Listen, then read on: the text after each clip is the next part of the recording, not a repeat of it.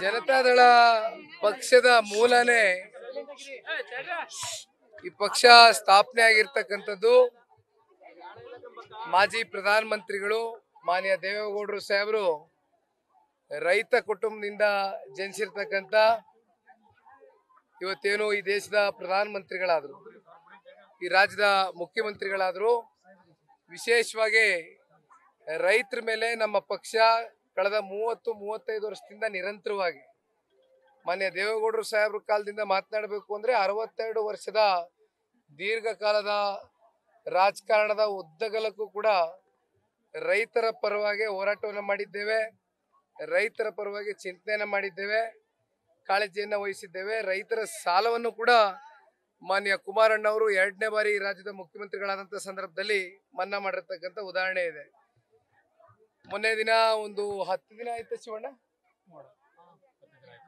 10 ದಿನದಿಂದ ಸೀತಾಪುರ ಮತ್ತೆ ಅರಳಕುಪ್ಪೆ ಇವೆರಡು ಗ್ರಾಮದ ಬಳಿ ಇವತ್ತು ಭತ್ತವನ್ನ ನಾಟಿ ಮಾಡ್ತಕ್ಕಂಥ ಒಂದು ಕಾರ್ಯಕ್ರಮದ ಹಿನ್ನೆಲೆಯಲ್ಲಿ ಕೇಂದ್ರದ ಸಚಿವರು ನಮ್ಮ ನಾಯಕರಾಗಿರ್ತಕ್ಕಂಥ ಮಾನ್ಯ ಕುಮಾರಣ್ಣವರು ಅವರ ಜೊತೆಯಲ್ಲಿ ಪಾಂಡುಪುರ ವಿಧಾನಸಭಾ ಕ್ಷೇತ್ರದ ನಿಕಟಪೂರ್ವ ಶಾಸಕರು ಮಾಜಿ ಸಚಿವರಾಗಿರ್ತಕ್ಕಂಥ CS ಪುಟ್ಟರಾಜಣ್ಣ ಅವರ ನೇತೃತ್ವದಲ್ಲಿ ಅವರ ಸುಪುತ್ರರು ಶಿವಣ್ಣ ಅವರು ಕೂಡ ನಮ್ಮ ಜೊತೆಯಲ್ಲಿದ್ದಾರೆ. ಹಾಗೆ ಇವತ್ತು ಈ ಜಿಲ್ಲಾ ಪಂಚಾಯತಿ ವ್ಯಾಪ್ತಿಗೆ ಬರ್ತಕ್ಕಂಥ 4 ಪಂಚಾಯತಿಗಳಿಂದ ಇವತ್ತು ಎಲ್ಲ ಜನಸಾಮಾನ್ಯರು ರೈತರು ಪ್ರತಿಯೊಬ್ಬರು ಕೂಡ ಭಾಗಿಯಾಗಿದ್ದಾರೆ. ಇವತ್ತು ವಿಶೇಷ ಏನಂದ್ರೆ ರೈತ ಮಹಿಳೆಯರ ಜೊತೆಯಲ್ಲಿ ಇವತ್ತು ಭತ್ತವನ್ನ ನಾಟಿ ಮಾಡಿರ್ತಕ್ಕಂಥದ್ದು ನನ್ನ ಜೀವನದಲ್ಲಿ ಒಂದು ಹೊಸ ಅನುಭವ, ಇದನ್ನ ಮರಿಲಿಕ್ಕೆ ಸಾಧ್ಯ ಇಲ್ಲ. ವಿಶೇಷವಾದಂತ ಕ್ಷಣ, ವಿಶೇಷವಾದಂತ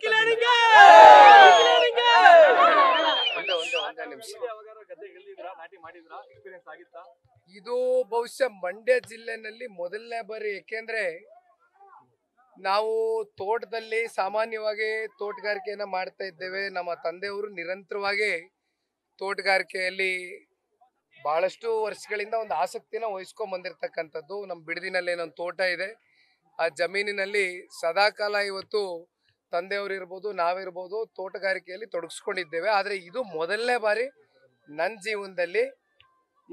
ಮದ್ದೂರಲ್ಲಿ ಒಂದು ಬಾರಿ ಮಾಡಿದ್ದೆ, ಆದರೆ ಮಂಡ್ಯದಲ್ಲಿ ಇವತ್ತು ಪಾಂಡುಪುರದಲ್ಲಿ ಇವತ್ತು ಒಂದು ರೀತಿ ವಿಶೇಷ, ಇವತ್ತು ಮರಿಲಿಕ್ಕೆ ಸಾಧ್ಯ ಇಲ್ಲ, ವಿಶೇಷವಾದಂಥ ಕ್ಷಣ.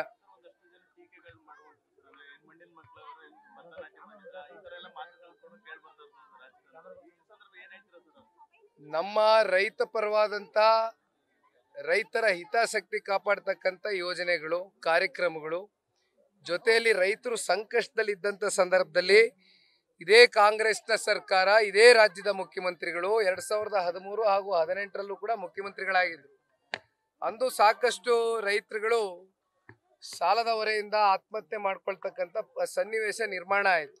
ಸರ್ಕಾರದ ಕಡೆಯಿಂದ ಯಾವುದೇ ರೈತರಿಗೆ ಸಾಂತ್ವನವನ್ನು ಹೇಳ್ತಕ್ಕಂಥದ್ದಾಗ್ಲಿ, ಅವರ ಜೊತೆಯಲ್ಲಿ ನೆರವನ್ನ ನೀಡ್ತಕ್ಕಂಥದ್ದಾಗ್ಲಿ ಆಗಲಿಲ್ಲ.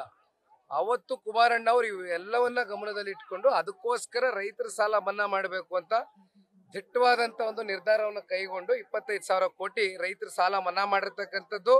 ಇವತ್ತು ಯಾರು ರೈತರ ಬಗ್ಗೆ ಎಷ್ಟು ಕಾಳಜಿ ಇಟ್ಟಿದ್ದೇವೆ, ಎಷ್ಟು ಬದ್ಧತೆ ಇಟ್ಟಿದ್ದೇವೆ ಅಂತಕ್ಕಂಥದ್ದು ಇವತ್ತು ರಾಜ್ಯದ ಜನತೆ ನೋಡಿದ್ದಾರೆ, ರೈತರು ಕೂಡ ನೋಡಿದ್ದಾರೆ.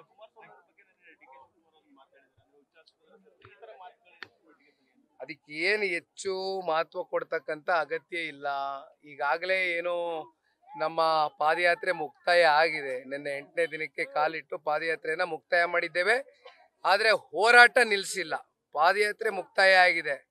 ಹೋರಾಟ ಸದಾಕಾಲ ಈ ಕಾಂಗ್ರೆಸ್ನ ಈ ಭ್ರಷ್ಟಾಚಾರದ ವಿರುದ್ಧವಾಗಿ, ಭ್ರಷ್ಟ ರಾಜ್ಯದ ಮುಖ್ಯಮಂತ್ರಿಗಳು, ಉಪಮುಖ್ಯಮಂತ್ರಿಗಳ ವಿರುದ್ಧವಾಗಿ ನಿರಂತರವಾಗಿ ಹೋರಾಟ ಇರುತ್ತೆ.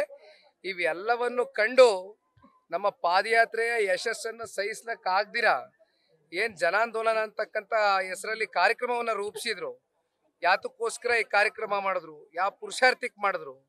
ಇವತ್ತು ಒಂದು ಆಡಳಿತ ಪಕ್ಷ ರಾಜ್ಯದಲ್ಲಿ 136 ಜನ ಶಾಸಕರನ್ನ ಗೆಲ್ಸಿರ್ತಕ್ಕಂಥ ರಾಜ್ಯದ ಜನತೆ ಬೊಕ್ಕಸವನ್ನ ಕಾಪಾಡ್ತಕ್ಕಂಥ ಕೆಲಸ ಮಾಡಬೇಕು ಹೊರತುಪಡಿಸಿ ಈ ರೀತಿ ಲೂಟಿ ಮಾಡ್ಕೊಂಡು ಹೋಗ್ತಾ ಇರ್ತಕ್ಕಂಥ ಈ ಸರ್ಕಾರದ ವಿರುದ್ಧವಾಗಿ ನಾಳೆ ನಮ್ಗೆ ಚುನಾವಣೆ ಇಲ್ಲ, ಇನ್ನು 3.25 ವರ್ಷ ಇದೆ.